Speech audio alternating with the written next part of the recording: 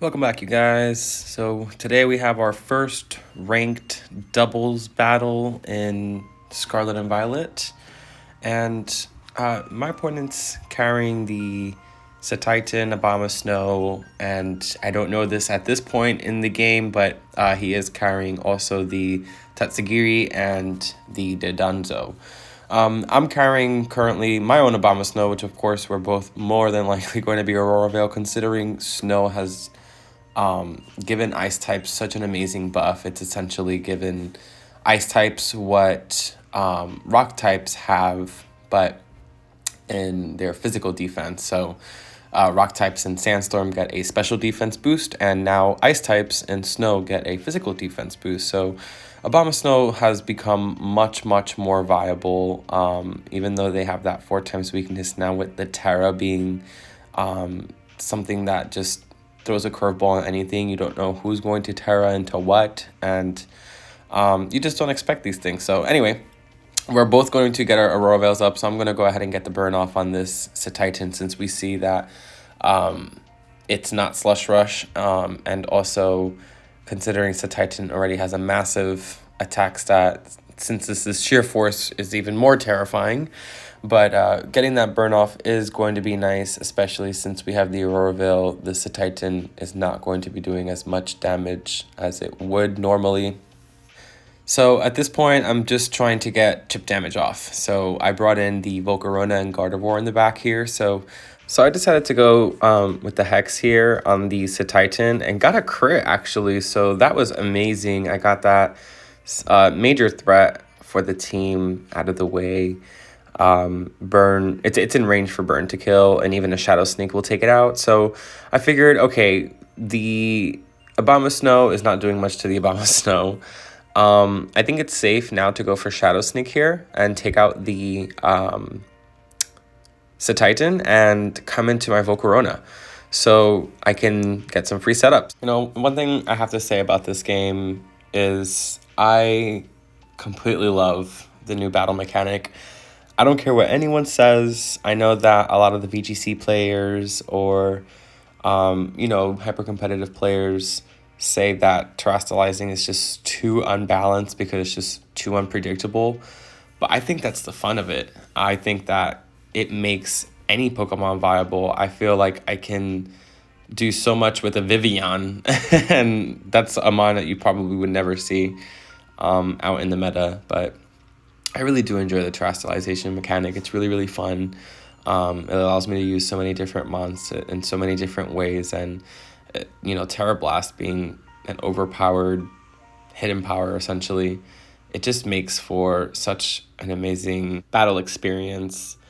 But anyway, enough on my rant. So I was able to take down the Satitan, so great, that's one up on our end. And I was able to now switch into my Volcarona and get a setup going. So I'm going to go ahead and try to take this Dedanzo down, because this is, again, another major threat. This guy is bulky, he has a lot of HP, has a high attack and defense. But because I'm a special attacker, he isn't going to be able to take my hits as well as he can give them. But they're definitely going to be a challenge. And now that he has this commander boost from Tatsugiri, getting that special defense and speed boost, he's going to be an even bigger problem. So again, the goal is just going to try to be to reduce that attack output by getting a burn off and getting some chip damage off that high HP, and just kind of whittling him down using Giga Drain. So now you're going to see here Dedanzo's signature move, Order Up, and what this does is raise its attack stat, as you just saw.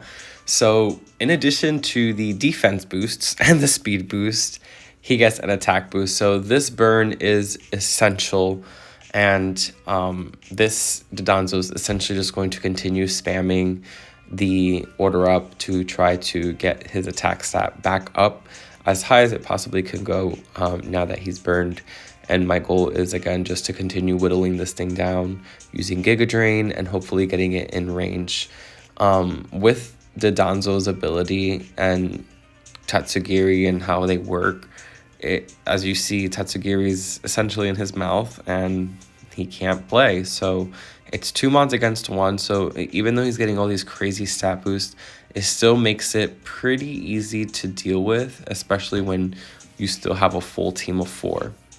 So at this point, the Didanzo is not really a threat to me. I'm just going to continue hitting this thing with as many attacks as I possibly can and get it in range.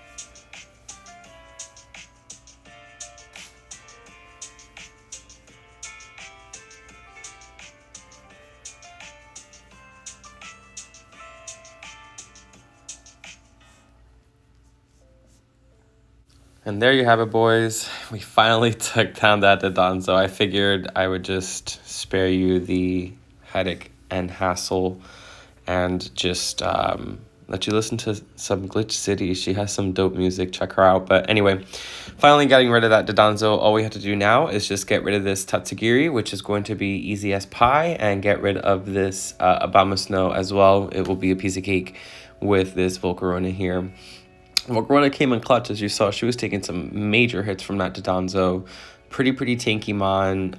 You know, Volcarona should have just been a legendary, let's be honest. She had the legendary theme music. She had her own, like, relic castle in the desert. She's like this sun god. Like, come on. Like, look at her design.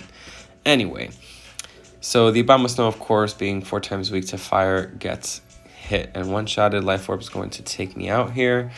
And this Tatsugiri is as good as dead. I'm going to bring in my Gardevoir, and that is going to be GG's. But thank you guys so much for watching. I'm having so much fun playing Pokemon Scarlet and Violet, and I know a few of my videos before with Sword and Shield were really weird and wonky. I was just, you know, testing out the waters and editing videos and uploading, but I feel much more comfortable. But thank you guys for watching, and I hope to see you next time.